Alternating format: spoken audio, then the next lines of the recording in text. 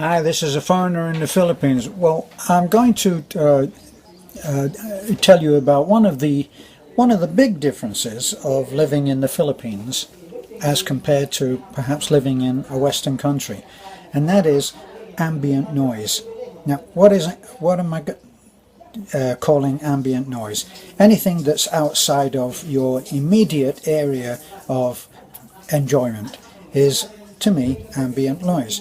Like right now, we are about, let me see, about 20 feet from our guest house, which is in the process of being built. Now, it's pretty hot actually at the moment. So, how does that affect us? Well, you can hear voices. Those are the guys who are working. That's Pastor Timio and a carpenter who is working on the window frames. Now, any minute you'll start hearing the noise of the knocking. Now, down the hill you might have music being played, and because we're in the hills and it's very clear, Beth just said to me, why don't you walk down to Mananglinas and do a video down there? Well, the problem is that because the air is actually very clear and sound travels very easy. So it reminds me of that t-shirt that I once saw on someone, and along the front there it had the legend, my neighbour likes to share her good music, whether I like it or not. That seems to be the way that it is here. And I noticed this actually not just in the Philippines but in California, where there's lots of Hispanic people there, and their idea of enjoyment, different culture, is when I was walking I would often see some guy sitting outside a small, yeah, there we go, there's a carpenter. So I'd see a guy and he would be sitting outside, he'd be having a smoke or might even be reading a book, but he would have put next to his chair a big speaker, and that thing would be blasting out, and he would be doing everybody a favor. He would be sharing his sounds, but for everybody else it becomes ambient noise, and as you can hear, it is never ending. Now, we're on a hilltop farm. You've got the guys and they're all in there, they're laughing, they're enjoying their work. That's strange, isn't it? But anyway, they're doing their work and they're enjoying it, and they make a lot of noise. Well, that happens on building sites all over the world. I can remember in California that we worked on a site, I worked on a site doing fiber optics, and we installed fiber optics, just to drop a name very quickly, in Drew Carey's house, and his house overlooked Universal Studios into the San Fernando Valley. Very, very nice location. Now, it had been going on, that building had been going on for quite a time, so the neighbours were really getting rather ticked off about the whole thing. And one of the things that they did was I think they took it all to court, and they got a court order against anybody using a radio on the site, because workers are very well known for bringing their own music. Now, should this be a problem? Well, sometimes it is, you know. For one thing, when I worked in San Fernando Valley in California, and I had the middle part of a large warehouse workshop, and I ran the wood shop, and my wood bench where I did everything was right smack in the middle, and my office just very close by. What was it like doing that? Well, on my left was a man, or several men, who loved mariachi music.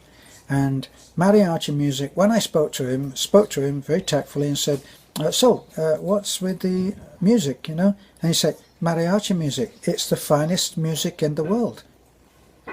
Now, try telling someone to turn that down, and you come up against the shoulders going up and saying, why should I turn my music down? Tell the other guy to turn his down. Now, the other guy was at the other end of the shop, out through a door, through an open door, and through another open door across a passage, and there was a painter, an airbrush artist, who loved rap music, and me in the middle liking classical music. Well, nobody else seemed to mind, but for me it was ambient music gone mad.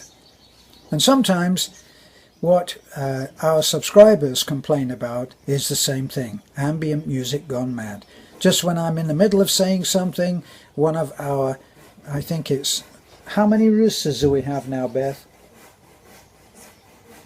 She's on the earphones, can't hear me. I think it's 3 or 4 or 5. After 3, what does it matter? They're all talking together, going cock-a-doodle, whatever it is, and there's no, you can't stop them. So that and pigs, cats, dogs, puppies, kittens, hens, chickens. A chicken cannot be reasoned with. Let me warn you about that. And they keep clucking, and that like goes on all day. But you're on a farm. It would be crazy, wouldn't it? It's like going into a machine shop and complaining about clattering of machines. How could you do that? Or sitting in on a band rehearsal and saying, music's a bit loud, isn't it? Yes, it is. It's life. It's life in its little slice as it is, and it will always be. Now, for instance, there is a large carabao that I can, if I took a careful look out there, I could probably find it. It's probably eating the flowers in what we laughingly call a garden. But nobody really bothers about things like that, you know. Beth, for instance, say, would sit outside, and she would be quite happy and would actually laugh about the carabao. Look, it's eating those flowers, the damn thing. And she wouldn't mind. So it's, once again, it's the clash, not particularly of noise, it's the clash of the cultures. And if you're living here and you're a foreigner, well, then you better get used to ambient noise. What's the first thing that my mother-in-law will do when she gets home? Is she'll walk in and turn on the TV. Now, this is not just cultural in this particular case, because I know that many people, especially people living alone in any part of the world, they put the TV on for company. They don't watch it a lot, and it just, well, I always say, oh, the TV's talking to itself again, and I switch the TV off, because I prefer the silence than to have repetitive ads that are driving 6-inch nails into your head every time that they're played. I prefer silence to that, you know. So one of the things you have to get used to is ambient noise. Now, I'll give you another mind-numbing example. When I was in Mabalacat in Pampanga, I actually got a very, very nice apartment. Very nice apartment, 1-bedroom apartment. It had just been built and it was beautifully done. Right next to the bathroom was an open window, and that open window looked out onto what looked like another open window.